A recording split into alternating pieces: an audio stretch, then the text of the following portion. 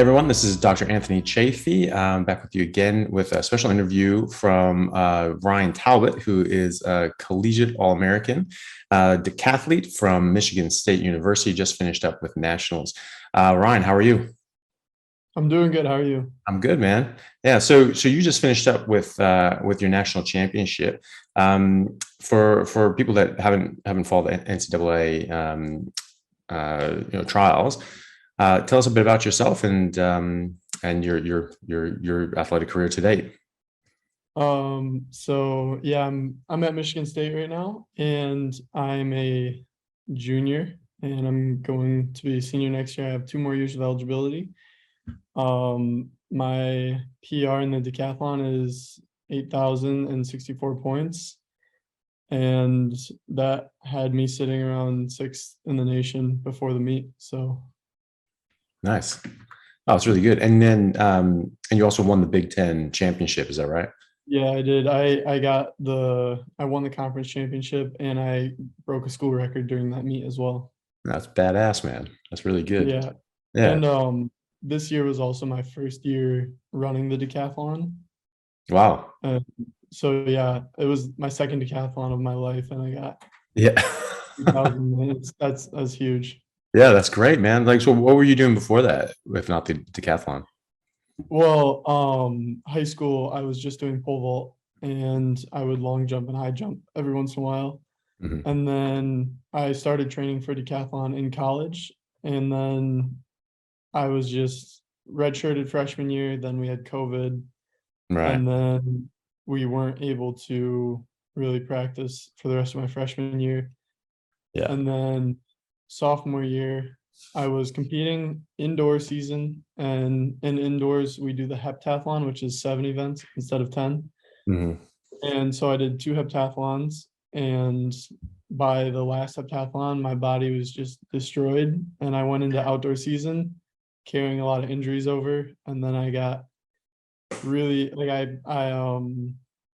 I fell during practice over a hurdle, and I messed up my ankle, Mm. but then I kept training on that, and I overused my other leg and pulled my hamstring, Mm. and so I wasn't able to compete really outdoor season of my sophomore year. Okay.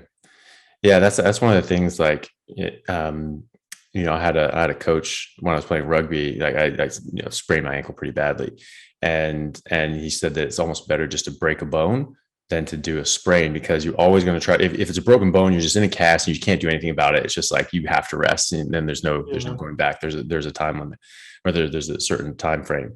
With a sprain, you always want to come back. You're like, oh, it's good enough, and you come back when you're not quite ready to come back, and then you end up injuring that again, or injuring something else in compensation, and then you end up like just sort of stacking on these injuries and increasing the timeline on when you actually get back, and it can be very frustrating. Yeah, exactly. Yeah. So we've been talking on Instagram and things like that, for the last couple of months, and you were interested in a carnivore diet and how this could help your training and performance, which I obviously am a big proponent of, and think that it's very, very helpful in athletic endeavors. What got you interested in a carnivore diet? How did you even come across it? Because it's really not mainstream at the moment. And then what made you want to give it a shot? Yeah, so I was really struggling with some gut health towards the summer after my sophomore year. So right after I injured my hamstring really badly, and then I actually re-injured my ankle that I like injured during hurdles, and I found out that I had an OCD lesion in my ankle. Mhm. So I was in a boot for a little while, and they were giving me like ibuprofen, and so I was taking ibuprofen, and all of a sudden, like, I didn't relate the two yet, but I would like wake up over the summer, and I like wouldn't be able to eat breakfast. My stomach was just hurting so bad. And also like my breakfast was like oatmeal and just like stuff that was just tearing up my intestines, and I didn't even realize it. Yeah. And so I was trying to recover my body, and I had really low energy, and I wasn't feeling very good. And I was just like, what's going on? I went and got my blood tested at the doctor's and everything was fine. And so I just struggled through it. And then I was watching a podcast one time and some guy was talking about the carnivore diet. It was just like his diet. He was eating the carnivore diet. And I was like, that sounds super weird. I'm gonna look more into it though, because I got nothing else to lose. I can't really operate as it is right now. So I might as well give it a shot. Hmm. Yeah. And then, so when did you actually, so when was this, like, in like sort of what month in the year? And because it was fairly recently, yeah, wasn't it? Yeah, so about I want to say like 5 months ago. Okay. I'm trying to see. I think, yeah, so So around like January, February sort of thing. yeah. It was like halfway through my indoor season Mm, and I was struggling with hamstring pain. And I was like, I wasn't able to really train hurdles because it was my lead leg. okay. And so I was getting a huge stretch in my hamstring and it would just give me so much pain and I couldn't Yeah. train on that. And it was really frustrating because I was spending like 2 hours a night just stretching and trying to make my body feel good. Mhm. And then I would like wake up in the morning and do like physical therapy drills and exercises to make my hamstring feel good. And then I would go to practice and I would go over one hurdle and then it would just hurt like crazy Mm. and I couldn't do anything. Yeah. So yeah. Yeah. So something had to change anyway. Like, Uh, what, when did you end up like just actually going full on with the diet? so that was 4 months ago from about today, I think. So because I started initially, I was I had finished my first heptathlon of the year and I was going to compete in the conference heptathlon. Hmm. And I didn't want to make an extreme diet change right off the bat. Yeah. So I I was misled as well into thinking that I could still eat fruit with meat. And Yeah. so I was trying to do the fruit and meat diet. And Yeah. I it didn't really feel like much changed when I was eating fruit and meat. And but I got through the rest of my indoor season and then I started my outdoor season. And right after the conference meet is when I went to full carnivore. Nice. And what sort of changes did you notice then? So initially I I went through like that like keto flu phase, Hmm. where your body's like trying to adapt to burning more fat and creating more mitochondria. And I had a big salt imbalance and as well. So initially it was like I was feeling a little sluggish, but then like after a week I started getting like crazy amounts of energy. Nice. And I was like I was going to practice and I felt so amazing. Yeah. Nice. And And that, the hamstring pain that I had constantly had been it like went away. yeah. It was really cool. Yeah, that's awesome. And that was with no carbs whatsoever. So that was after Yeah. the fruit phase. Yeah. Yeah, oh, that's good.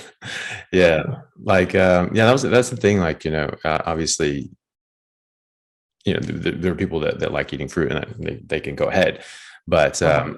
I've certainly noticed in my own performance that just no carbs whatsoever, like I just perform so much better. I have so much more energy, and biochemically, it makes perfect sense because you're eating carbohydrates, you're jacking up your insulin. Your insulin stays up, but then your blood sugar goes down because that's what insulin does. It drives your blood sugar down. And then all of a sudden you're low blood sugar and insulin's staying up for a long time. And so now you can't mobilize your fat stores, which is your body's natural energy supply. So why would you block that off? And so Yeah. I found that, yeah, I had bottomless energy. I could just go. And I do now. And whereas I eat any carbs, even milk, I love milk, but like even then, it has enough lactose that like I'll feel good for like a little bit and then I'll get like super drowsy and tired and like I do not want to work out. I don't want to do anything. Yeah. Yeah. And so Really, yeah. it was really interesting. So I went like full carnivore for like a month or month and a half, and then I wanted to try incorporating like goat's milk yogurt. Mm, And I also wanted to like try incorporating a little bit of honey and fruit again, just to see what would yeah. happen. And like immediately the next day, I had like my hamstring was messed up. Yeah. Like I had hamstring pain again. And it was so annoying that I was like, why did I do this? I knew this was gonna happen. Yeah. Yeah. And so I like just I actually fasted after that, and it like cleared out of my system pretty quickly, and then my hamstring was back to normal. That's good. Yeah. Yeah. Yeah. You know, my brother had a similar thing. He was he had some like whiplash. He was in like a bit of a car accident and nothing major. But he had very bad pains shooting down his like both arms for like a year or more. And it was very bad. It was, causing problems in his life. He just couldn't function normally. And he was in a lot of pain. He ended up getting like a procedure to sort of like burn off some of these nerves, and that helped with one side. But then they're like, oh yeah, you have to wait 6 months to get the other side done. He's like, are you out of your damn mind? Like, this hurts. He ended up going carnivore, like I sort of early on when I was doing this, but like didn't tell me about it because he didn't want to like start it and then like stop and like have me like, give him shit about it.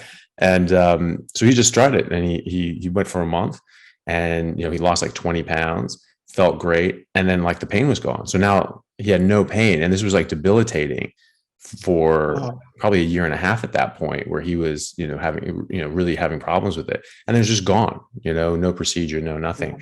And so, yeah, it makes a big difference with like inflammation and the pain that you experience. I mean, you may have like a bit of an injury or something, but it won't hurt as bad. It won't debilitate you as badly if you're not eating all these things that cause more inflammation, Yeah. So I think that's a good example, or just demonstration, that those things you're eating, like the fruit and the honey, and even dairy, for some people, will increase inflammation, and it will cause problems. Yeah, that's funny. Like, yeah, like I like how you said, you got misled into doing but it is though, because like, people make good arguments on why you can do it, and that's fine. I obviously disagree, but not in like a I hate you sort of way. I just like, I'm just looking at things differently. And in my own experience, I've certainly noticed the difference. And that's what I think the evidence shows as well. But there are so many people who listen to that. And I think a lot of it is just like, oh, I get to eat something sweet now. I'm going to get to eat honey and fruit. It's enjoyable. People like it. And like, no wonder, it's a drug. People like drugs, and like being justified in taking a drug, even something as subtle as sugar. People go for it, and there's some people that can deal with that fine and not have a problem and not go out of control. But there's a lot of others that will have problems from it. And I think that you being like a top athlete as well, like you're going to notice pretty quickly how this is affecting your body. And so other people might not, and so for you, like doing your training and you're feeling great, and all of a sudden like, oof, there's an actual visual step down. That's a good marker that you could see that and just go, oh, nope, no more. Yeah It's almost like they're just looking for an excuse to go back to eating sugar. And I even felt like cravings after I reincorporated that just for a little bit. I was like really feeling a craving for something, and I was like, this is not good. Like, yeah, well, because it is, man. I mean, that's the thing. Like, sugar is addictive. Like, fructose is addictive. You don't need it. It's not essential, and it's not good for you. Now, if your glycogen is depleted, it's actually a quick way to replenish your liver's glycogen as well. But that's in the context of eating carbohydrates in the first place, because if you're not eating carbohydrates at all whatsoever, your body will constantly replenish your glycogen in your liver and in your muscles, and so you never have to worry about that. But if you're eating carbohydrates, then your blood sugar and your glycogen are just going, swinging up and down and up and down and up and down. You bang in some fructose, and it raises up your glycogen stores. It's very good for that. But you don't need it. Like, if you're not eating carbohydrates at all, like, you're really curtailing yourself and you're really screwing yourself, and it's addictive. So Yeah. it's like, what are you doing? People say it's like, well, honey, comes from bees. It's like, yeah, but it's bee vomit, Yeah. and like, and it's, and they're vomiting nectar, which is from a plant. And so, like cows chew cud. And so they're just, chewing it, they eat grass, and then that partially digests, they puke it up into their own mouth. Very graphic, sorry. And then they chew on that more. If you take that out and eat that and be like, oh, cud, yeah, it's just part of the cow. It's an animal product. I'm like, not quite. It's not, Yeah. hasn't quite been turned into an animal yet, and that's No. the key difference there. So yeah, I'm not going to be eating cow vomit, and I'm not going to be eating bee vomit. Like, I just, no, Yeah, thank no you. worries. Yeah. But when you were saying like your body will just create the glycogen, Mm, I think my body when I switched to carnivore got better at creating yeah. glycogen through protein and fat synthesis. Mhm. And you have fat stores on your body, you have protein stores as muscle on your body. You're going to be able to create as much glycogen as you want, as you need, like for as long as you want, Yeah. until you run out of muscles. But that's not going to happen. No, it's not. Yeah, you're absolutely right. And you won't Yeah. even tap into your muscle stores as long as you still have fat.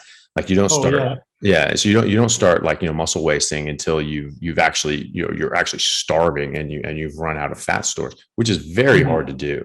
Very, very hard to do. When I was your age, and I was doing this initially, and I didn't know what I was doing. And to the extent of what I was doing, as just eating a carnivore diet, and that was, our optimal nutrition. I just knew plants were trying to kill me, and they were poison. I wasn't going to eat them.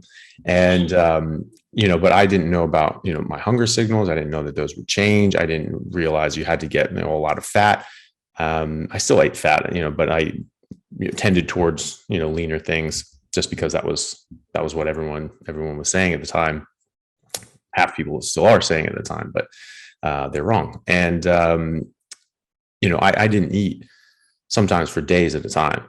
And I was training to, in sort of an absurd degree. I was in college, and I had class until 3 o'clock. And then at 3:30, I was in my, collegiate rugby training. And then I would train until, sort of like, 6:30. And then I go straight to my, my men's training. And for the senior division, we played in the Canadian Premiership and USA Division 1.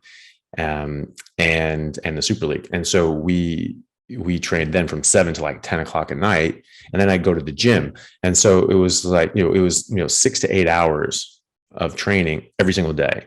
And then I'd play like a game for University of Washington, a game for Seattle. And then I'd get in on like the second side games as well, just because I just loved playing. I just wanted to play. So I would play at least 2 games a weekend, if not 3. And sometimes I'd play these games, and I'd just be like, that wasn't enough for me. Like, I that wasn't even a workout. Like, I need to do more. I need to go running. And even at that high of a level, there were days, actually multiple days in a row, that I wouldn't even eat, because I wouldn't think about it, because I was just never hungry in the tradition, in the way that I always felt hungry before. And I remember once, like, I had sort of finished up a bit early. And so I was like, oh, okay, yeah, I have time to cook, because I would get home so late. I would just need to go to bed. I would just pound down some water and just go to bed. I would often skip dinner, and then I wouldn't have time to eat breakfast or lunch during the day. And so if I didn't eat at night, I didn't eat. And one day I got back sort of with enough time to cook, and I was like, oh yeah, I can cook. Oh, that'd be great. I'm going to make all this meat and eggs and things like that. And I was just like, yeah, no, I should definitely eat, because, like, I didn't eat yesterday, and I didn't eat the day before. Did I eat the day before? I couldn't remember. I was like, Jesus. That was like 4 days in a row that, like, I didn't eat any food.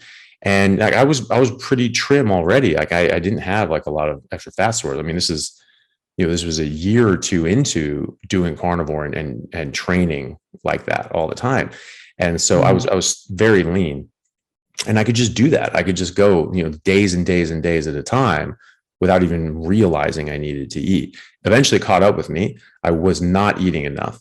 And eventually I started, every training that I would go to, I would feel better. I'd feel stronger. I'd feel fitter every single time. And then all of a sudden it hit the point where I was just like, every single time I trained, it actually took me down a notch. I felt like, ooh, I'm actually not as good now. I'm a little worse.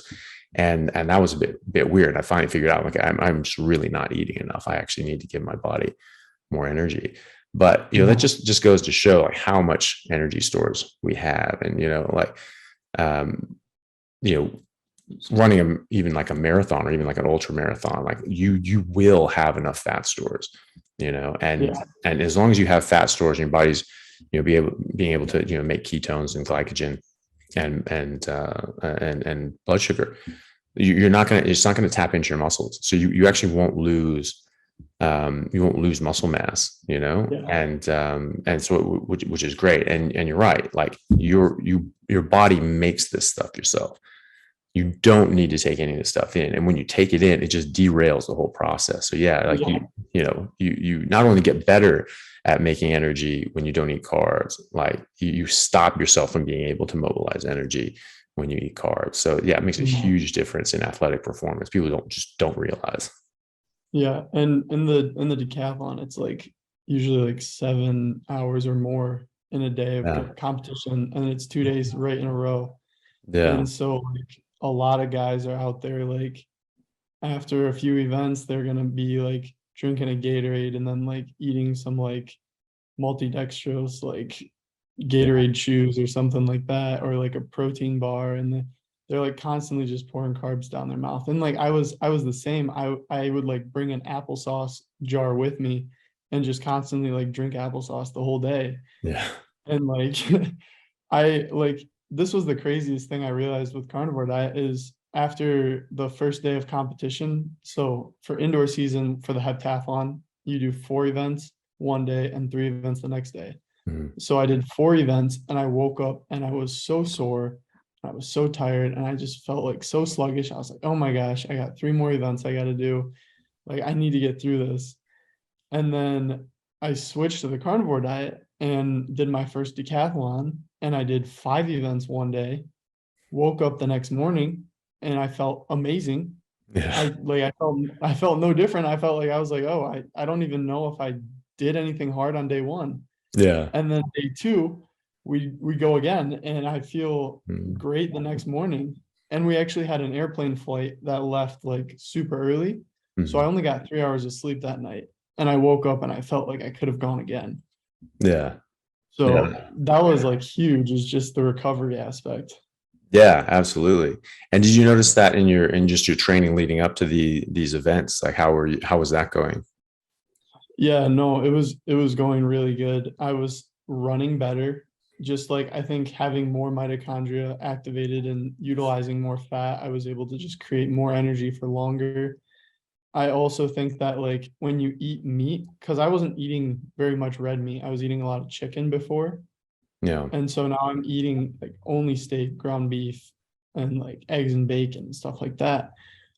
You're getting so much more iron, you're gonna build so much more red blood cells, you're gonna just improve cardio like crazy. Yeah, absolutely. And did other people on your team and your coaches notice the difference and talk to you about that? I feel like they've had to, yeah. Yeah. I know a lot of my friends were like coming up to me and being like, man, like you're getting so trim, like what are you doing? You know, because like I used to be like, I would be pretty big and I was around like 210, like 210 pounds, and it was like puffy muscle, you know, it wasn't really like, it wasn't as cut as lean, you know. And then I go on the carnivore diet and I lost about like 10 pounds of just water weight and like that like carb, that excess carb weight that you like hold on to. And my strength actually improved and my weight decreased. So then that like strength to weight ratio is so beneficial for running and jumping. Yeah. And so like I got faster, I was jumping higher. I weighed less and I felt like I just felt amazing. Yeah. That's a very well-known thing. You know, you get stronger, but you get lighter as well. You will get faster. Like if your leg strength improves, you know, your deadlifts, your squats go up, your sprinting ability will improve. And, you know, so it's this balance between getting stronger, but also getting bulkier and gaining weight, because you can kind of offset your performance in sort of, you know, speed and explosiveness.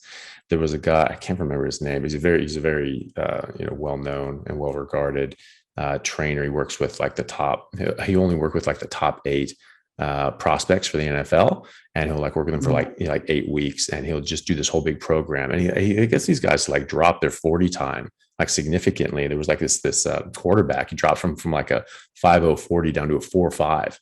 It's like a quarterback, just hauling ass. And one of the main things was getting that strength to weight ratio up, and he did that specifically with a hex bar deadlift, and just lifting up and then dropping. If you there's a difference between the eccentric and concentric lifting phases. One of them just sort of tightens up the muscles and strengthens them up. The other sort of as you're sort of decrease or sort of lengthening your muscle, but still under tension, it can sort of tear those muscles at a microscopic level. The actin molecules are sort of bound in, and then they sort of are still engaged, but then you're sort of ripping them apart. That's the thought. And that will create more strength, but also hypertrophy. And so he was just doing, just the contraction phase of the lift, and then just dropping. And you keep doing that, and you'll prime yourself up. So you won't actually wear yourself down. So you can actually do this more often. And he found that just doing that would prime you up as well, and prime up your actin fiber, so that more of them were engaging at the same time. So you'd be more explosive. And he found that these guys, if they did a few sets of these, sort of like 6 to 8 rep range, like 4 sets of that, just lifting up and then dropping, that their 40 times would improve as well. And so it's sort of counterintuitive, because you're like, you feel like you're wearing out your legs, but in fact, you're actually priming them up and getting them ready to go. So that's a very good point, that like you're losing weight, but you're also gaining strength. That's absolutely going to turn into explosive performance. So I was going to say, you just got done with nationals, which again, congratulations, finishing, top of the Big Ten, 6th in the nation, going into nationals. And, tell us about your experience there and how you felt, in those events. Yeah, nationals was good. Everything was going good, and my body felt strong, and I didn't feel fatigue, and everything was going good until pole vault on the second day. And I didn't jump a bar. I scratched 3 times, so that's a little tough, but it wasn't like physical, like my body was not holding me back, which is awesome. Yeah.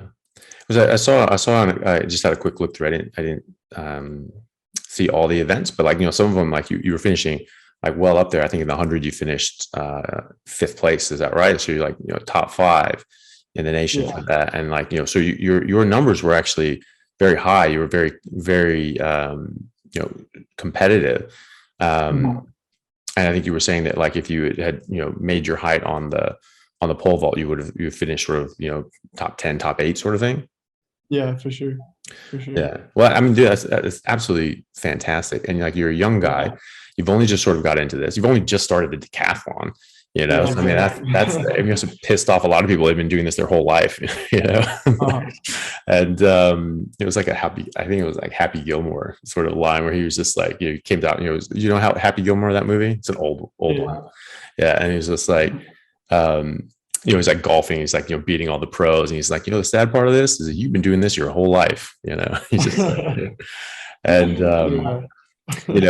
that's the thing. Like, you are a young guy, and you're obviously a very talented athlete, or you wouldn't have, gotten to the position that you are in the first place. And now adding on, these dietary changes, which you've seen make a huge difference in your life. And I've certainly noticed that as well, in my life and my performance. Like you've got, you got 2 years left. I mean, I honestly would be shocked if like, you weren't on a Wheaties box at the end of all this. It was like, you're just going to get better and better as you go. And like, I noticed when I was doing this, because, when I was training at that level, I would just push myself as hard as I could every single time, no matter what I was doing, no matter, every sprint, even the warm-up lap. I was in my head, I was like, I'm going to be the first person. I'm going to win every single sprint, every single, drill, everything. I'm going to be at the front every single time. And at first I could sort of maintain that, but then it would sort of fall off. Other people would be dogging it for a while, and then they really go after it. And like on the 6th sort of one or whatever, maybe I'd lose. for the first few weeks. But then like, because I was pushing myself as hard as I could every time, eventually I could beat everyone on everything every time. And that was just in my head. I was like, this is what I'm going to do every single time. I'm going to be first. I'm going to win every single time. So even on the warm-up lap, and like some of the guys who were who I was going with, they sort of like noticed that. And it's one of the guys who's like, you know, one of the faster guys on the team. He plays sort of like a wide receiver, you know, wing position. He just sort of like was like testing me. He just started like, you know, running, and I was just going to stay 6 inches in front of him, and he'd go, and he's like going, and I just passed him. I was like, you are not fucking passing me, you know. And like, it was just a warm-up lap, but that's how competitive I was. I was just like, I'm going to be you know, number one every single time. And because I did that week after week, month after month, you know, for you know, I mean, it only took like a year to get, well, it only took a few months to really get, you know, past sort of my peers. But then I just kept pushing myself. You know, I got to the point where I literally could not get tired. And like, I would train all those hours as hard as I possibly could, and I could not get tired. And that's when I was playing these games, you know, very, very physical games, you know, for an hour and a half. And I'm making a lot of tackles, making a lot of runs. The position I played, open side flanker, you know, is one of the more physically demanding positions on the field. And you're doing the most running, the most contact, the most tackles, and, you know, hitting the most rucks. And I wouldn't even break a sweat. And I'd be like, after the game, I'd be like, I've got to go run. I've got to go do something, you know, and everyone else is like wiped out.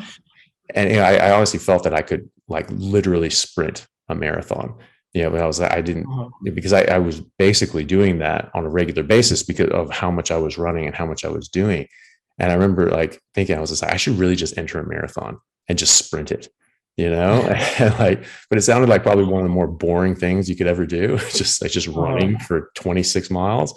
And so I never really like looked into it, but I was just like, well, if a marathon that shows up in Seattle, like I'll go do it. But then, you know, I wasn't really looking for it. And I regret it, because I remember thinking at the time, I was like, I should really do this, because I will never be in this good of a shape again in my life. And I never will be. And so I missed my opportunity there. But, you know, you're right in that position now. And you have an advantage too, because you know it. You know, you actually know that, you know, you're on this diet that's a huge leg up. Like, you're already, you know, nationally competitive without this. And now you've got this massive advantage where all these guys are taking the same advice, you know, from well-meaning trainers and coaches, but it's wrong. You know, that they should be eating carbs and just loading up on carbs, and they're really hurting their performance. And, you know, you're on the other side of that, and, you know, you keep training. You know, I don't know what you tend to do on the off season, but, you know, for me, there was no off season. I was playing 15s and then 7s.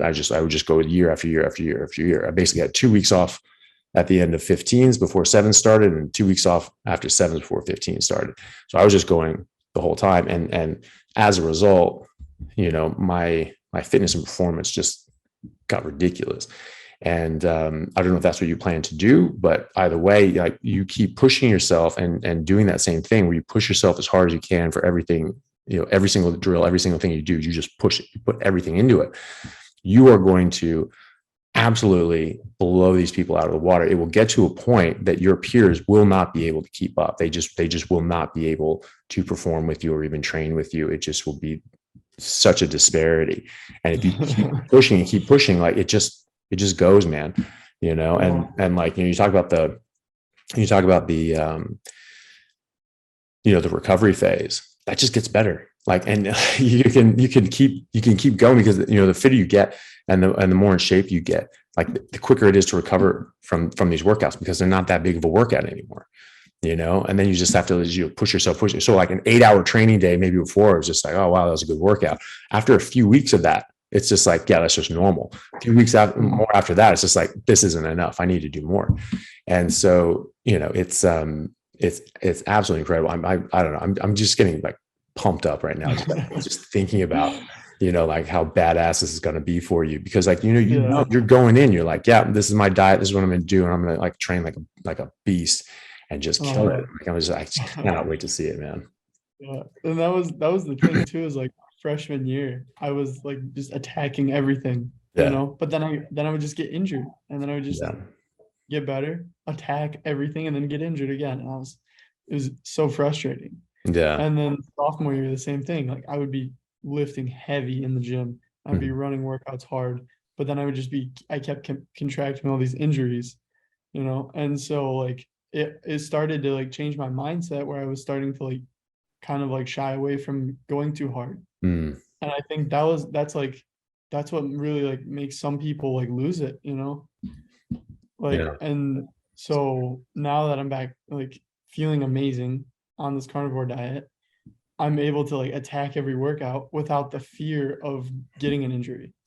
Yeah. And it's only going to go up from here. Yeah, absolutely. You can still overtrain, but like Oh yeah. you really have to try. Like, it's like Uh-huh.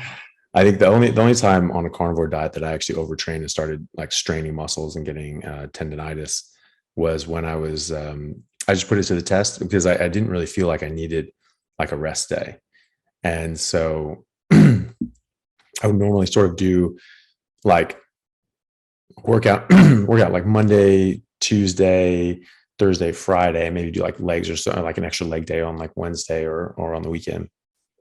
And but normally I had like rugby throughout the week, so that's how I normally spaced it out. But then when I was getting back into it after I just started carnivore, and I wasn't even in like great shape. Actually, I was in horrible shape when I started it. But then like I started like just getting back into lifting after that, and I just recover, and I could just do more and more sets. I couldn't wear myself out. Sort of, I told the story before, but like, I wasn't getting sore, and I didn't know why, and I just figured I wasn't working out hard enough. So I just started doing squats, and just like I was like, okay, I'm just going to keep doing squats until I wear my legs out, and I know that I've gotten like a big workout. I ended up doing 12 sets of heavy legs, and then I did an extra 20 sets of squats on top of that. And like I could not wear my legs out. I was taking rest. I was taking a significant, like a few minutes in between sets. So I was getting to, recovering, but I was recovering pretty quickly. And then I was just doing it. And as long as I gave myself, a few minutes to rest, I could just keep going. And I was doing the same weight. And like, I remember I did like 15 reps to failure on my first set, and I did 13 on my last set. So it really wasn't like that much of a dip. And so, and I remember thinking, I was just like, okay, well, I've been here. I was literally there for 4 hours. I'm like, okay, I need to cut this off, but I couldn't wear out my legs. And so, and I wasn't sore, and I felt great. I felt like I could keep doing that. And so I was just like, all right, well, let's just start doing that. So I started capping it at 20 sets. And so I started doing like 20 sets of everything, and of the major compound lifts. So like, squats, deadlifts, bench, shoulder press, dips. Those I would all do 20 sets of those. And I do, like sort of, 3 to 6 sets of whatever else. But I would do 20 sets of these things. And instead of just doing like the same workout Monday and Thursday and sort of getting like a couple of days rest, I would do the Monday, Tuesday, and then just start right back on Wednesday, Thursday. So it was every other day I was doing, the same muscle groups, and I was doing 20 sets of them, and eventually I did this for a few weeks. I think, I don't know, like 2-3 weeks of this, no days off. Absolutely no rest days at all. It was 7 days a week the whole time, and going alternate days on these lifts. And eventually I got to the point where I laid down to do bench. I'm like, yeah, feeling great. All of a sudden I'm like, oh, what's that? And it was just painful. And, I hadn't like actually, majorly injured myself, but it was just tendonitis, and it just hurt. It was sore. And so I had to slow down, and I had to sort of, sort of recuperate that. But it was sore for a couple of weeks. It was painful for a couple of weeks. And then recovery is so quick, probably compared to what you would have been recovering from.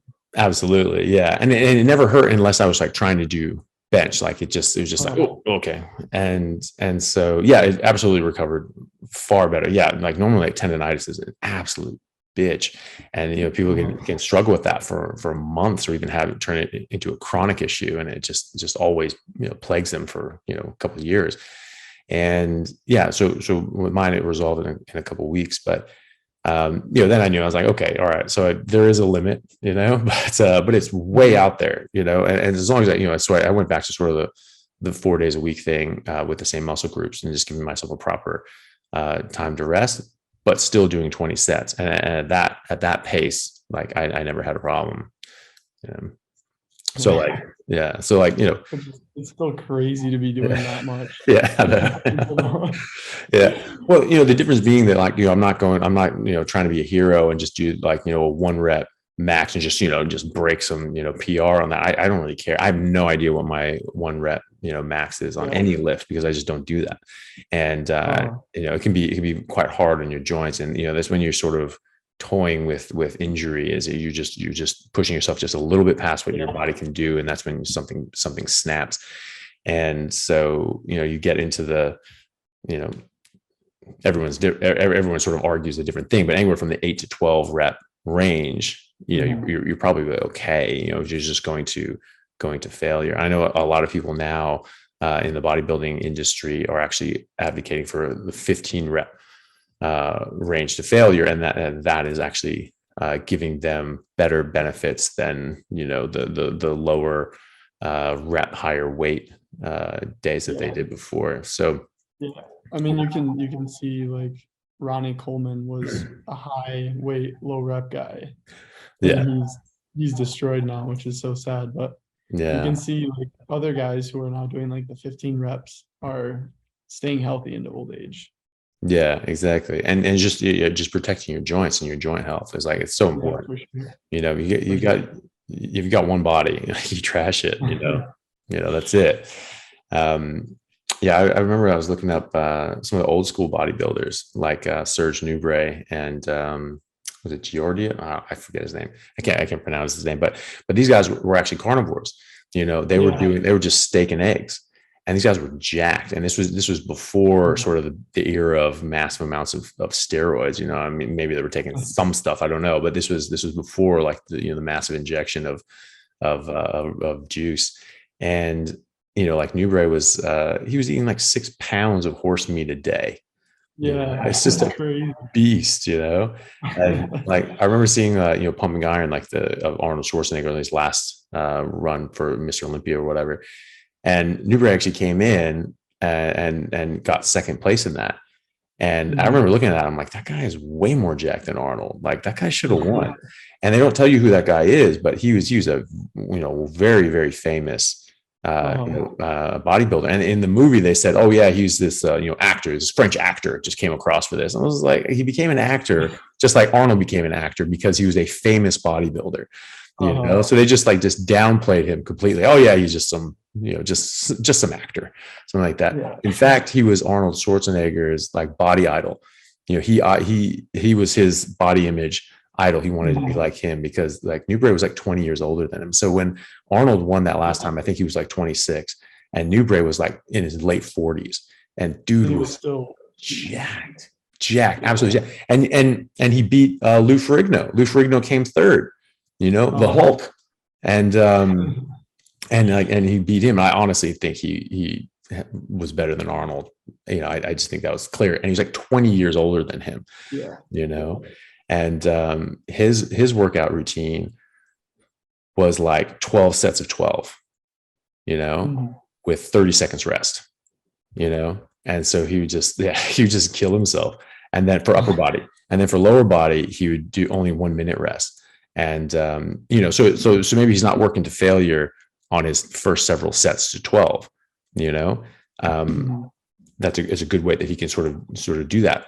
But eventually he's struggling to sort of get these 12 reps out. And by the time he's done 12 of these, he's really working, especially with the low or the small amount of rest time that he has. And that's something that I've sort of been playing around with now. That's basically the only way I can wear myself out is by just not letting myself rest. Yeah. And I mean, it makes sense because like our primal ancestor, you don't get time to rest. It's whatever happens. You have to be ready for it. Yeah. And if you don't, you're dead, and and like, you take down, a lion takes down a gazelle or something like that. And then a pack of hyenas come in. You don't get a chance to catch your breath, keep fighting. That's it. And that's funny. So what are your plans now? Like for off season, what are you intend to do? Yeah, so I actually I got invited to compete in another decathlon. Oh, This one's it's called the Thorpe Cup. It's like USA versus Germany. nice. And so that's happening in July. So I'm really excited for that. Oh, badass. Where's that at? It's gonna be in Texas. Okay. Yeah. And where's that? And like, what are the dates? And is this going to be televised? I don't know if it's televised, but it's July, I think 8th to the 9th. Mhm. And then it's in like St. Mark's. It's like a private high school or something in Houston, I Okay, think. cool. All right. Yeah. Nice. I'll actually be in Austin that weekend as Oh, well. nice. Yeah, it's like a KetoCon thing. I'll be Oh, speaking nice. there. Yeah, so it's funny. And oh, that's cool. And so is that the last competition for the season then, or is there more after that? Yeah. Yeah. So like my collegiate season nationals was the last one. And then like Mm. this is like kind of like on my own. Yeah. I'm going to compete with USA. And then after that, I'm off for like 2 months and then start training again for preseason. Yeah. Awesome. What do you plan to do for those 2 months? You plan to keep training, or what are you going to do? Yeah, no, for sure. I'm gonna take like maybe a week just to recover and take a Mhm. break and then get back at it. I want to lift a lot this summer. Yeah. Nice. Really looking forward to Yeah. that. So this thing with the US versus Germany, is that part of the Olympic program, or what is that? It's through USATF, which is USA Track and Field. Okay. Um, yeah, I'll be representing Team USA, but I don't think it's through I don't think it's through like the Olympic Mhm. committee or anything like that. Yeah. Well, that's badass though. Like, Yeah, thank you. yeah, that's awesome. Um, and how does this work as far as like that goes with like the Olympics and things? Is that something that you are thinking about and wanting to go for? Oh yeah, I mean, I would love to go. And Yeah. the thing is you have to hit an Olympic standard mark to be able to go, Hmm. and that would be 8,350 points. Okay. So I'm really only 300 points away. Yeah, And absolutely. yeah, so I'd have to do that. And then at Olympic trials, you have to come in top three, Right. and Yeah. then you'll be on the team. Yeah. So 2024 or 2028, those are the two marks to go for.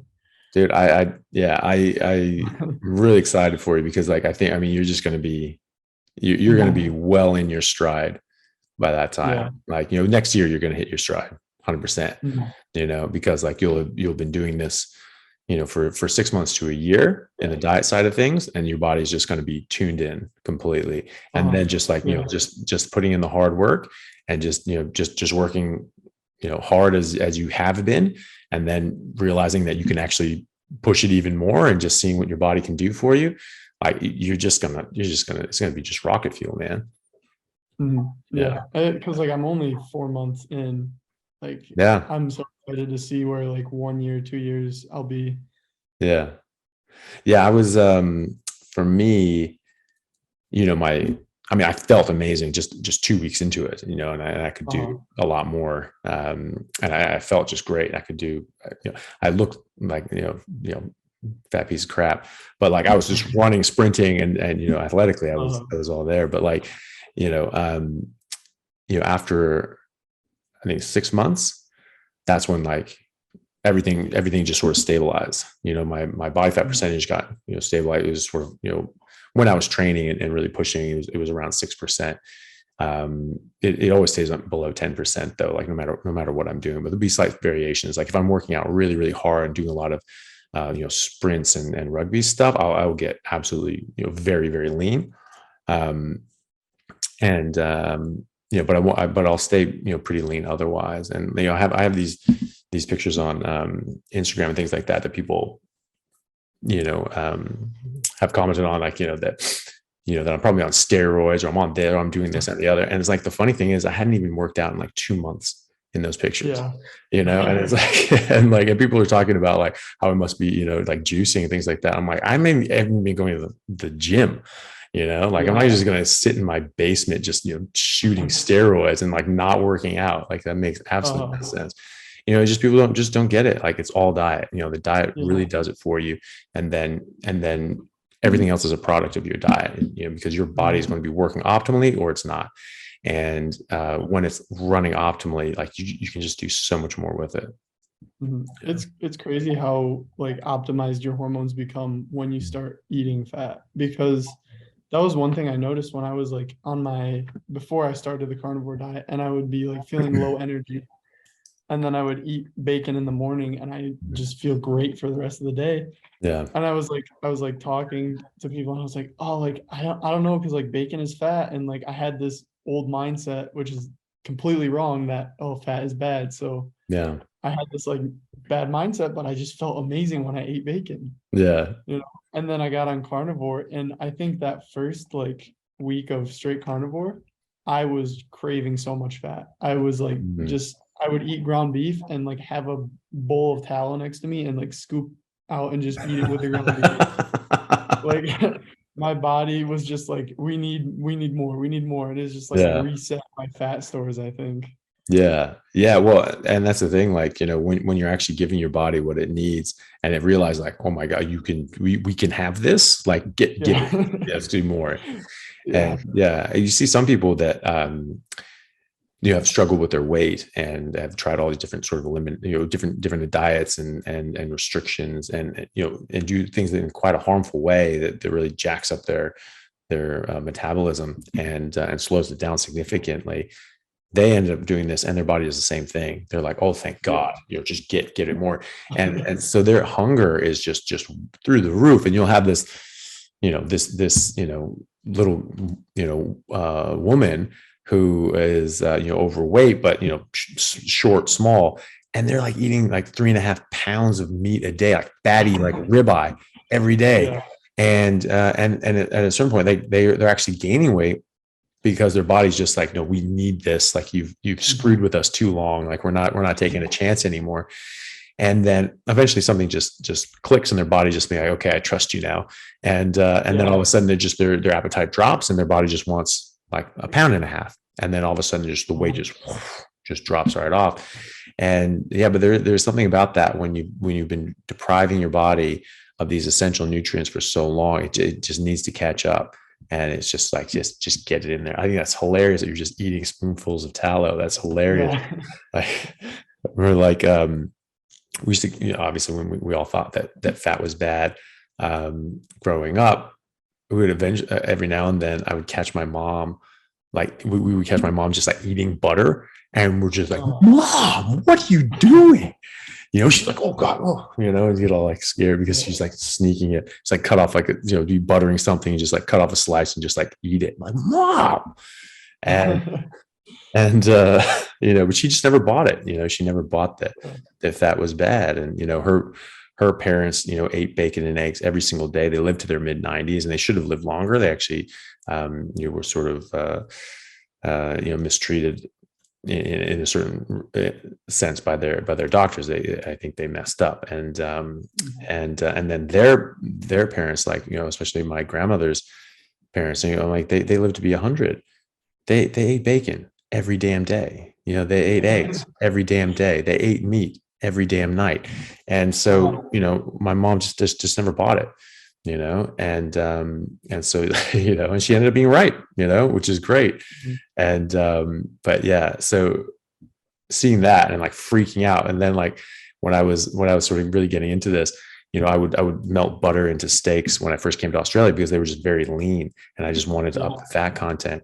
And then all of a sudden I was just sort of slicing it off and there's some on the knife. So I was just like, oh, well, all right. And I just stripped it off and just sort of ate it. I'm like, that's amazing. It was just like eating ice. It was like ice cream, it was so good. And I was just like, damn it. And I just started like slicing off like chunks of butter and just like eating it. It was so good.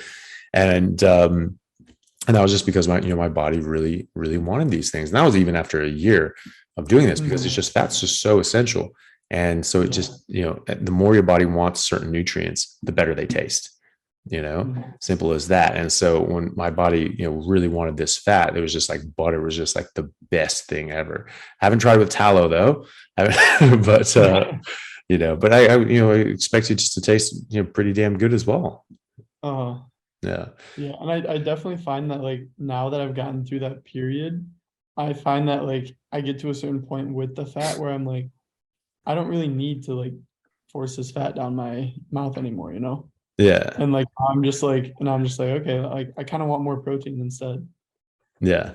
Yeah. But that's just like, Yeah. Well, and that's a good thing too, is now you know how to listen to your body, and exactly. you just do it by taste. The fats, it's like, oh yeah, it's not that interesting anymore, but that lean meat, like that tastes really good, or vice versa, Uh-huh.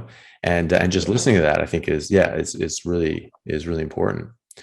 That was one of the biggest things, is like being able to let go of those like hunger signals that were Yeah. fake, Yeah. and like also not having to worry about food during competition, because that would be something like I would like have class and then go right to practice, and I'd be like having to pack myself a lunch, and I was like super worried, like, oh, I'm like I gotta eat like an hour before practice, like because I don't want to have a full stomach while I'm running. And now I just like I enjoy being hungry going Mm. into practice, because I know that like that's probably gonna jack up my sympathetic system, and I'm gonna be even more like competitive. I'm gonna be more aggressive, and I'm gonna just feel better.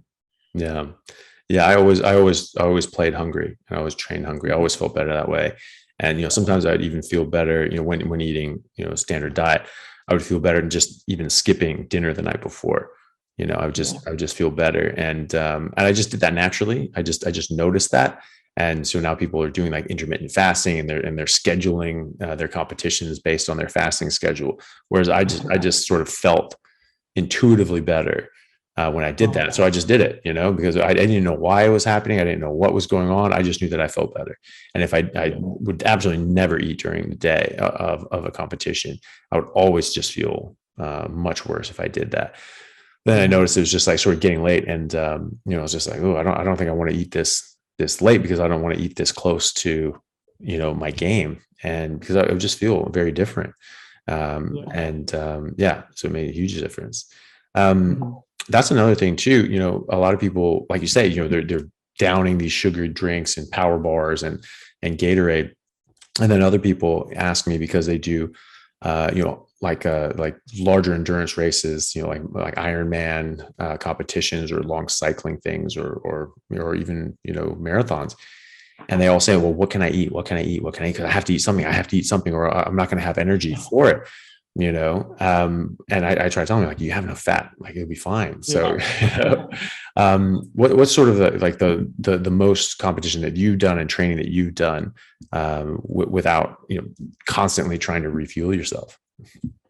Yeah, I mean, for the decathlons, usually like I try to eat like 4 hours before, and like all I eat is like just 4 eggs. That's it. Yeah. Yeah. And it's like I just do it super light, just to like kind of like get something in my system. And then I like try to make sure it's 4 hours before, so it's completely like digested by then.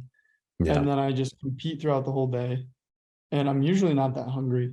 And I actually, with my dad, I made these blocks of pemmican, Oh, nice.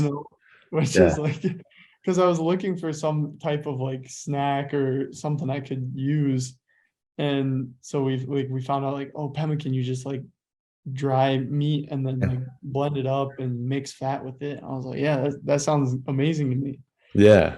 So Yeah. like maybe I'll have like a few of those, Yeah. like after I've been competing for a few hours, but usually it's like I just try and keep my stomach empty. Yeah. And like there's literally been days where I don't eat anything and I just compete, or I go to practice and I perform at practice completely fine without any food. And I get home and I'm like not really hungry. Yeah. Because like Yeah. my body's it's just ready to keep going. Yeah. Yeah. And have you done like a whole day of competition in the decathlon without eating at all? I have not yet. Yeah. I haven't tried that yet. I should try that though. But maybe just give it a shot. I certainly notice a huge difference. Like even in tournaments. So when we would play, for for people that know what rugby sevens is, you play in tournaments. So it's like 7-minute halves, so it's 14-minute games, but it's just a track meet. You're at just a dead sprint the whole time because it's a full size rugby field, but instead of 15 players, you only have 7. So it's just nothing but space. And so on offense and defense, you are just at a dead sprint, and it's very tiring, but you play multiple games as well. And so you can play like 6 games in a day where you're just at a dead sprint the whole time. And I never ate during those things. So it'd be the whole day and you're playing, 6 games, and, and somebody you go to championship rounds and you go, and play in the finals and things like that. You're doing an all day session, and, you just have nothing. I always felt better when I didn't eat. Mm-hmm.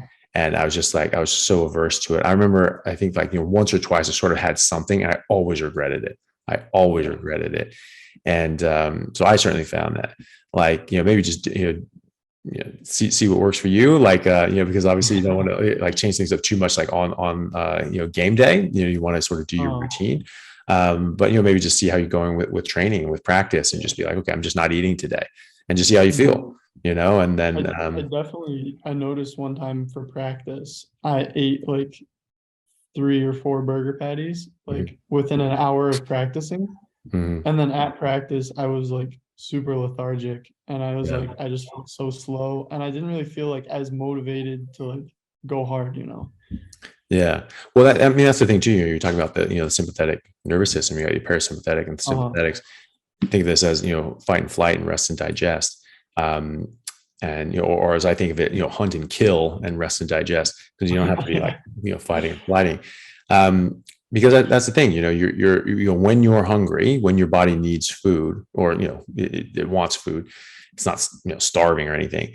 It's going to be giving you more energy to go and get your kill, because you need to expend energy to get energy. You need to, spend money to make money, sort of thing. And so, you're going to have to, if you're going to hunt something, you're going to run something down, you're going to have to physically beat it to death. You're going to have to expend some energy, because this thing's going to be fighting back at you. And, it's not like, you don't need much, strength and tactics to, beat a lettuce. This is like, we're designed as hunters, to take down prey. And so, that's what I think of it is. This is like your body's just tuned up to give you the energy and the strength that you need to get your kill. And once you've gotten your kill and you started eating that, your body goes, right, shut it down. Let's not waste energy, because if you waste energy in the wild, you're going to die at some point. You're going to starve. You're hit a famine. Something's going to happen, and you've been just wasting this. So, biologically, we are so efficient. All animals are so efficient, and they've just been tuned in, because the ones that weren't have died off. They've gone extinct, and the ones that weren't like perfectly tuned, as well tuned as other things, have all died off as well. And so, we are, very, very well tuned by, biological machines. And, so I sort of think of it that way. If I'm going to eat, my body's just going to like, shut down. And so I certainly noticed that, like, if I'm hungry during the day at work and I was just like, okay, yeah, I should eat something, I ended up like sort of filling up. Like, I just, I'm very, very tired and sort of lethargic the rest of the day, because my body's just like, shut it down. No, we did this. We've already done it. You've got your gazelle, like chill out. Take a nap and recover and all that stuff. Yeah. You want to like do a siesta and just like chill out. And, so for competition, like, I don't want any of that, and so, I sort of do it like, if I were to eat during the day, like just at work, I do the sort of the same thing. I'd eat like something smaller, and just so my body's still like, okay, that was good, but we got to do more. But I always feel better when I just don't have anything. And especially as far as, athletic performance is concerned. So maybe just play with it. See how you feel. And that's the thing too, is like, after you actually eat, you get into a deeper state of parasympathetic as well. Yeah. And so you feel better then. And I think that was one thing, is like, if you're always trying to like eat a little bit of like sugars and carbs during competition, you're always going to be bouncing back and forth between like parasympathetic, sympathetic. You're never like one or the other. Yeah. And so like you're never performing at your highest level. No, yeah, and you're also just never going to be able to organize and mobilize your energy stores. You have to keep Exactly. pulling in energy stores, which I think is a bit inefficient to say the least. Mhm. Yeah, that was the thing. Like, people do ask me, like, what can I have during a competition, one of these big things, and I always recommend pemmican, because like that's food. That's what the Native Yeah. Americans ate. And going back to the mammoth hunters, they would take down like a mammoth or like a herd of mammoths, and they would make pemmican and dry these things out, and they would just live on that for like the rest of the year or more, Mhm.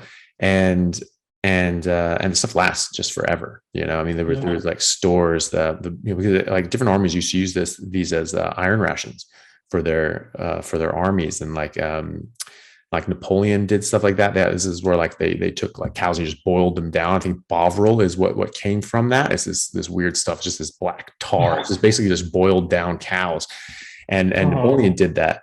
Sent someone down to Argentina, and they just figured out how to feed the army. They just had all these cows, and they just boiled them down into this slop, and they just ate this stuff out of cans, and it just fueled the Napoleonic Wars, man. And the dude did well. And so that's what I tell people. And there are recipes online. I'm sure you probably just Google this and found stuff. That's what I did. But that was one of the things, like with like the Carnivore bar, which is like the only thing I've ever like accepted as a sponsor, is that, because it's just pemmican. It's just dried meat and fat with a bit of salt. They have ones with honey, which I don't eat, but like, it's not for me. But that's what I sort of recommend to people, is just like just pemmican if you have, or just get a Carnivore bar if you don't have the time or the inclination to make it. But yeah, it's just the perfect amount. It's just the perfect energy. It's the perfect food. And they're very satiating as well. Like, because that's the big thing, is like when I'm traveling with the team, I don't know sometimes if there's going to be a steakhouse or a place I can go get burgers. Right. And so sometimes that's a big problem. But if I have a lot of pemmican in my bag, I'm like, I don't care where we go. I can just eat these and I'll be fine. Yeah. Well, that's it. I calculated out once. I think if I remember correctly, it's a few years since I did this, like 3/4 of a pound of pemmican at 50-50 ratio. That's normally how you make it, like with dried out and dried up meat blended up into like powder form. You weigh that out, and then you add an equal amount of melted beef tallow to that. And at that ratio, 3/4 of a pound is 2,000 calories. Yeah, which is crazy. Yeah, it is crazy. Yeah, and so it's just like you're eating, not that much, and you're getting a full day's worth, regimen of calories, and if you're thinking about like, traveling, like you're saying, or backpacking or hiking, I think that's probably, the best way to do this. And you get like, 10 pounds of pack weight, and you've fed yourself perfect nutrition for 2 weeks, Exactly. And so like, yeah, that's fantastic. So yeah, that's great that you're making that, and then being able to like, bring that with you. Like, I really wish I knew how to make that crap, back when I was doing this, because it was more difficult, like sometimes I just wouldn't eat, if like it wasn't things that was just meat. I'm like, no, I'm just not going to have anything. And so, but that's the funny thing, is like if we're out and they're like going to get like Panera or something with just like bread, I'm like, I'd just rather not eat in the first place. Like, I'll be fine. Yeah, exactly. Yeah. And then it's like that food freedom as well is really nice. It's so awesome. Yeah, because you're not just like, 3 times a day, just, oh my God, I have to eat. And like, and then like you say, like, if you don't want to eat something, be like, most of the time people are just like, well, I really don't want to eat that. That's not really what I want to do, but I have to eat something, or else I'll just die. And so, whereas like now you just be like, yeah, I'm fine. I don't need to eat that crap. Yeah. That's awesome. Cool, man. Well, I'm just sort of respectful of your time. I don't want to like take up your whole day, but thank you so much for coming on, man. It was really good to talk to you and finally meet you. We've been messaging each other on Instagram, and actually that's what I wanted to ask you. We talked about the fact that when you're first doing this, you started losing a lot of weight, and you weren't really able to maintain your weight. And obviously the first part of that was, just like the water weight and excess, glycogen and carbs. But then we sort of talked about it, and you talked about, recognizing your hunger signals, eating more than once a day, potentially, if that's what your body needed. And then, so after that, you were able to sort of resolve that. Can you take us through that a bit? Because that's something that people struggle with, getting the right amount of food in, especially when they're working out a lot. Yeah. I think it was mostly like I had this like mindset of like, okay, I should weigh 210 pounds. Right. And I thought like, this is my weight. This is how I should be weighing. And then I switched to the carnivore diet. I lost that water weight. I lost those like fake energy, that you store with the carbs and all that stuff. And so I dropped down to like 195 initially. And I was a little worried just because that's like a lot of weight initially. But like I still had high energy. And I was eating like 2 meals a day pretty much, and it would be like breakfast and then dinner. And I think like the biggest thing was I would eat, and then I would like eat like 3 pounds of meat in one day, and then I'd just be like sitting there kind of like, oh man, that like a steak kind of sounds good right now, but I already ate like so much, so I should just like hold off until tomorrow or whatever. And I think like the biggest thing for me was just like, if it looks good, eat it. Like, I think so. Just listen to your body, and like excess meat is not going to hurt you. You're not going to be able to put on that extra weight. It's just going to help you, if anything. It's very hard to overeat meat because it just stops tasting good, and I have patients that sometimes will come in, asking me, put them on a carnivore diet, and most people have a very good time with it. Every now and then, someone will come in and be like, okay, how'd it go? It's been like, on it for like 2 weeks. And they're like, I hate it. I hate this. I hate the carnivore diet. I hate eating meat. It's just a struggle every time. I just have to force feed myself, all this stuff. And I just ask them, it was just like, okay, does it always taste bad? Even at the beginning, when you first start the meal, does it taste bad then as well? And they like begrudgingly will be like, well, no, like at the beginning it tastes really good, but then I get halfway through it and I'm like, and it's just a struggle, and I hate it. It doesn't taste good, and I just have to force feed myself. And it's just like, okay, well that's your body telling you that you can stop. It's like, if it tastes good, your body wants it. If it stops tasting good, your body doesn't need it, and it's telling you that. And so like you say, if it looks good, eat it. But if it doesn't, don't. You don't have to. You don't have to eat. Your body will know this better than you. And if you're not eating carbohydrates, you'll be able to listen to your hunger signals. Yeah. And I think another thing too is like, as an athlete, like I was taking like a whole bunch of supplements and a whole bunch of like vitamins and all that stuff. And like I had this mindset of like, okay, I need to keep taking those to like benefit my performance. But like now that I'm on the carnivore diet, like meat has so much creatine in it, which is so beneficial, not only for your performance, but also for like mental clarity and like all that stuff. And then also I take this thing called beta alanine, which is, it like helps your body clear out the free radicals and like stop that burning sensation in your legs. But you can also get that from carnosine, which is in meat. And so like there's like, meat is literally the best thing for athletes. Absolutely. So do you take any supplements now, or is it just meat? I still will take like a multivitamin, and I'll take I'll take the beta alanine, just because I think like having a lot of that in my system feels good. And then I still take creatine because I'm like, the more the better, right? I'll just get rid of what I don't need. You can also store water weight though, and that's one of the things is that it makes your muscle cells just retain water, and so you can add on extra water weight as well. So just maybe play around with that, because like it's like you said, you will definitely get enough creatine from the meat that you eat. And that was the thing. I didn't want to like stop in the middle of my season. No, that makes sense. I'll just continue doing it, and that's fine. But Yeah. yeah, Well, you just try with your trainings, and just see how you feel. Because, if you want to load up back on creatine, if that's where you go, I mean, that's easy to do.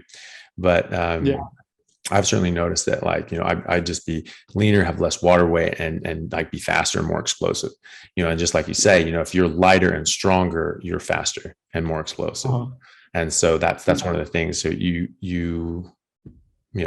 if it's making a serious detriment to your strength, that offsets the water weight loss. But Yeah. I would imagine you're I not don't going think there's to. going to be any difference. I don't think Honestly, so. Yeah. I'm probably getting so much already. I But think. that was like my biggest fear too, is because like decathletes have to pretty much do both like the distance and the sprinting. Yeah. And I had like there's not much research on athletes on a carnivore diet. So I knew like, okay, yeah, like we've seen like performance benefits from people who are like doing like distance runners as like on keto and stuff like that.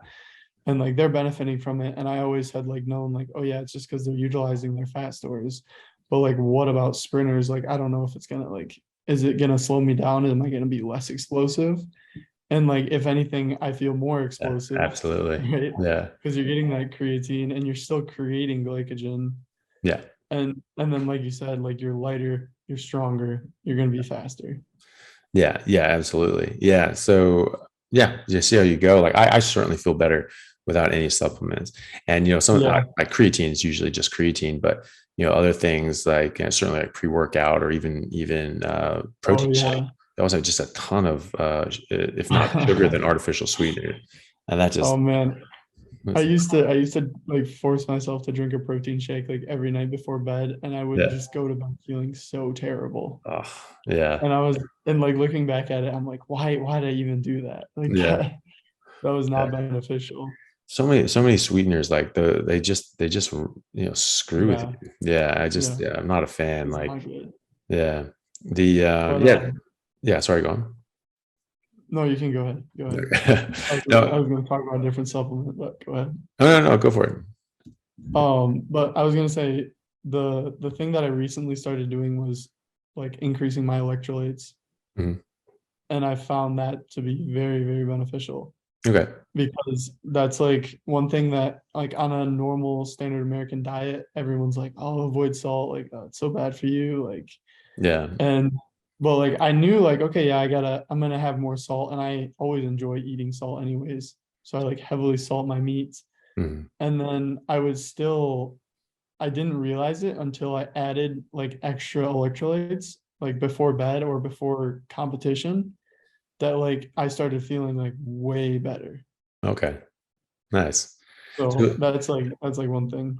just salt, or were you taking like yeah. It's like a scoop of like potassium, calcium, or no, not calcium, yeah, potassium, sodium, like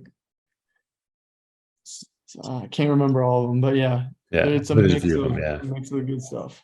Does that have like artificial sweeteners as well, or is it just the No, no, electrolytes? no. Yeah, no, it's just the electrolytes and no Okay. sweeteners. So it Yeah. tastes gross. Okay. It's not Yeah. like that's also the thing too, is like I know if I need it, because if I'm drinking it, I'm like, oh, this tastes good. Yeah. And Yeah. it's like salt water, Yeah. but I think it tastes good. That means I Yeah. needed it. Yeah. But Yeah. if That's I'm a good not way. drinking it and I'm like, Like, I just oh, can't do it, yeah. then I don't need it anymore. Yeah, yeah. Well, and that's it. It's just like that intuitive sort of eating. Is Yeah. you can just listen to your body. Uh-huh. Um, that was one thing I used to love taking branched chain amino acids. I found that made a huge difference when I was just eating a normal sort of diet, and that would just Uh-huh. recharge me. I'd feel great, and then so I was just like, all right, well, do I even need this on a carnivore diet, because I'm getting tons and tons of protein Yeah. and everything, and I would take it and I would feel worse. I did not feel as good. I did not work out as well. And, part of Uh-huh. that's going to be with the artificial sweeteners, because that can raise your insulin, which is going to shut down your energy mobilization. And all of a sudden I wasn't able to work out as hard. I wasn't able to do as much. And I was just like, well, that's weird. Yeah. And so I tried to get some branched chain amino acids that didn't have any artificial sweeteners. And it was just the aminos. Oh my God. It was horrible. Like Yeah. I think I had at one time and I've never touched them again. It actually tasted like I was drinking vomit. It was so bad. Like, it was like that taste. If you throw up, you have that taste in your mouth. That was the taste of the branched chain amino acids without sugar or without Yeah. the artificial sweeteners. It was so bad. And I was like, no, Oh, I can't do that. And I remember getting, and then I was just like, I tried to work out, but I had a horrible workout too, because like my stomach was just so upset and I just felt so gross that I just drank this yeah. stuff. And I tried to get like it in capsule forms. So you could just like, take some capsules and then just not ever have to taste that foul stuff. And, so I got some of those, but then like, I didn't like, honestly, it just didn't add anything to it. If anything, it just sort of was just like this something sitting in my stomach that I didn't want. So like, yeah, I've cut out all supplements for meat. People do talk about how, they need the electrolytes early on, especially when they're first sort of starting. And, but eventually, you should be able to just sort of just do your thing and salt to taste. That's what I certainly have found. And then some people, talk about how, having a bit of salt or a bit of extra electrolytes right before a big competition does seem to help them. And that's certainly something to think about and to play with yourself. And like, if you find that's giving you a benefit, then yeah, absolutely go for it, Yeah. And, yeah, awesome, man. Well, thank you so much for taking the time out. I know you just got back from nationals, and so you've been very busy. But how do people find you and follow your performances? Probably just Instagram. Yeah, Underscore Ryan underscore Talbot underscore. That's the handle. awesome. Yeah, we'll put that up on the show notes as well. And yeah, good luck with the competition in July. Kick some ass there. And Thank you. and keep in touch, man. And we'll definitely have to do this again and see how you're doing with your training and For sure. and how you're feeling. Yeah, thank you so much. Awesome, no problem, man. It was a pleasure, and thanks for reaching out. And I hope that was able to help you in some way. And no, it's good. It's good to watch you kick some ass out there. Yeah, thank you. Cool. Awesome, buddy. Well, yeah. All right. We'll catch you later, man. All right, see you.